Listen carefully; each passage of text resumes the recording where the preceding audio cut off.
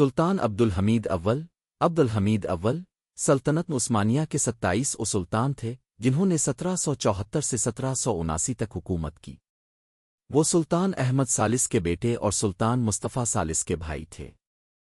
ان کا دور حکومت سلطنت عثمانیہ کے لیے ایک نہایت مشکل دور تھا، جس میں سلطنت کو اندرونی اور بیرونی چیلنجز کا سامنا رہا۔ ابتدائی زندگی سلطان عبدالحمید اول 20 مارچ 1725 کو استنبول میں پیدا ہوئے۔ ان کی پرورش سخت پردے میں ہوئی کیونکہ سلطنت عثمانیہ کے اس وقت کے قوانین کے مطابق شہزادے اکثر حرم میں نظر بند رہتے تھے تاکہ تخت کی سیاست سے دور رہیں۔ تخت نشینی وہ 1774 میں اپنے بھائی سلطان مصطفیٰ ثالث کی وفات کے بعد تخت پر بیٹھے۔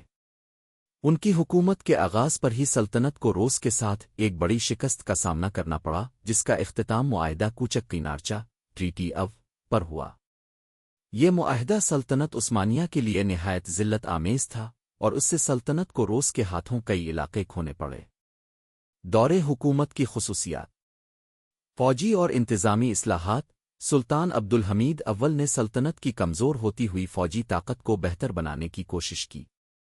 انہوں نے نئے طرز کی فوجی تربیت، اسلحہ سازی اور انتظامی اصلاحات پر زور دیا۔ روحانیت و دینداری وہ ایک نیک متقی اور عبادت گزار سلطان تھے۔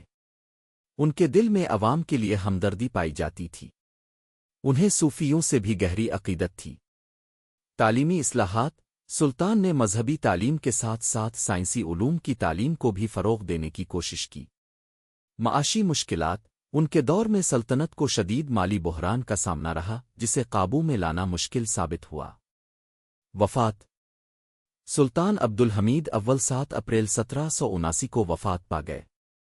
ان کی وفات کے بعد ان کے بھتیجے سلطان سلیم ثالث تخت پر بیٹھے۔ وراثت سلطان عبدالحمید اول کو ایک دیندار، نرم دل اور اصلاح پسند حکمران کے طور پر یاد کیا جاتا ہے۔ اگرچہ ان کے دور میں سلطنت کو کئی شکستوں کا سامنا کرنا پڑا، لیکن انہوں نے اپنی تمام تر کوششوں سے سلطنت کو بچانے کی جدوجہد کی۔